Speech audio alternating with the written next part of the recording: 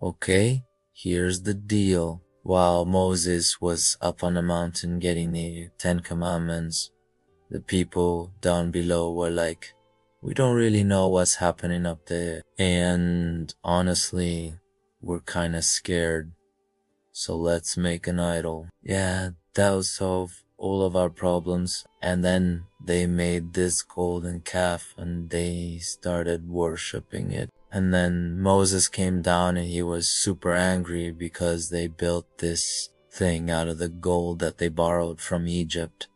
But also they forgot the God who did all these amazing miracles and set them free. He was jealous because they traded him in for a shiny golden calf. You see, when we don't know how to wait, we often create idols. We fill the place where God should be with something else. Some idols are big and some are small. Sometimes we create them and sometimes they're handed to us, like this one was. But whatever form they take, they always lead us away from the God who loves us and wants the best for us. So today, we're going to talk about 3 things. Number 1, we're going to learn why the people made a golden calf. No.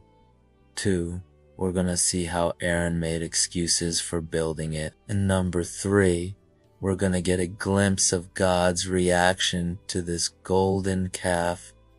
And trust me, you won't want to miss it. So why did they build a golden calf? Well, it wasn't because they didn't know God.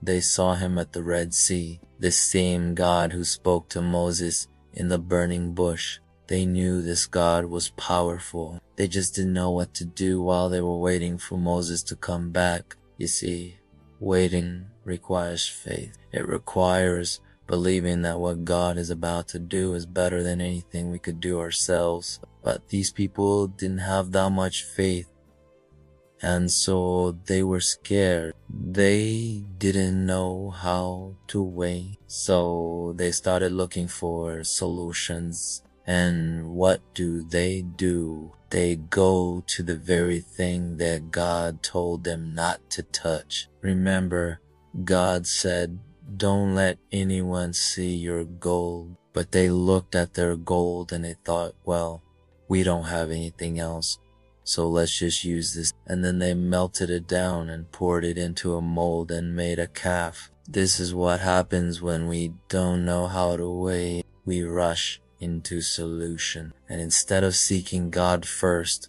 we look at our circumstances and think, what can I do? Rather than asking God, what should I do? Okay?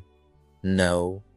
2, Aaron justifies his sin. Now, listen, I know we all want to blame the other guy, right? Like we want to point fingers at someone else and say, you were the problem. You led everyone astray. But notice how Aaron isn't blamed here. He's actually, the text says he made excuses for them, meaning he defended their actions. Do you catch that? Everyone else is bad except for me. I'm just trying to help. Let me explain. Look, I didn't want to build a golden calf, but these people, they were desperate. And so I told them, hey, listen, let's make an idol that will protect you. I'm gonna tell them that it's a God that rules over Israel. Listen, we need help explaining that. But Aaron wasn't being honest.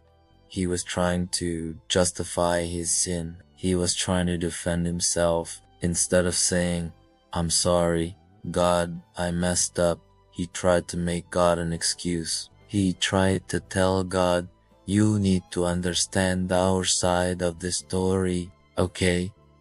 Finally, no. 3, God reacts to the golden calf, so we know God was mad. He totally had every right to be mad. I mean, they just built a golden calf and they were worshipping it. But notice how this anger doesn't come from nowhere. It's not like God was like, no. You're gonna make an idol. I'm gonna be mad. There's gotta be consequences. No, He was patient. He waited. He gave them time to repent. He even warned them. He pleaded with them, but they wouldn't listen.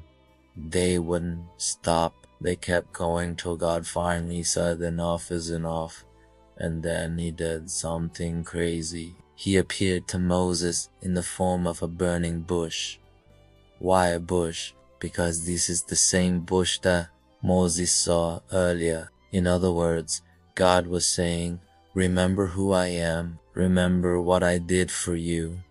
Remember our history together. Then he tells Moses to break the tablets of stone. Why break them? Because they no longer had the hearts of the people. Those commandments were written on stone, not on their hearts. So God said, let's start over. Let's give them a new set of commandments. Let's give them a fresh start. So what does this mean for us?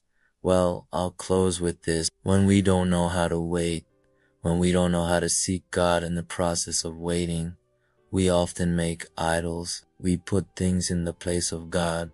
Maybe it as gold, or maybe it as fame, or maybe it as money, or maybe it as success. But whatever it is, if it sits on the throne of your heart, if it controls your life, if it causes you to forget God, then it's an idol. So ask yourself this: what's sitting on the throne of your heart? Is it God? Is he alone there? Or have you invited other things in? Things that shine like gold, but can't save like gold.